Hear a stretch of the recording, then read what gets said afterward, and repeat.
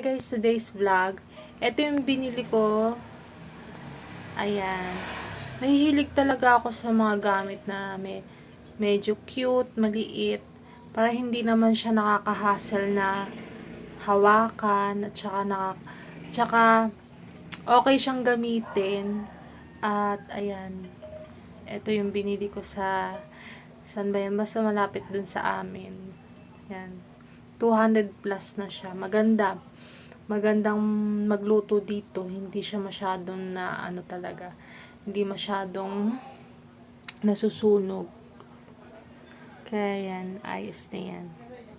Basta't lahat ng mga cute. Ayoko naman masyado kasi yung pakikay na flowers. Kaso ito na lang kasi yung natitiran lang plastic.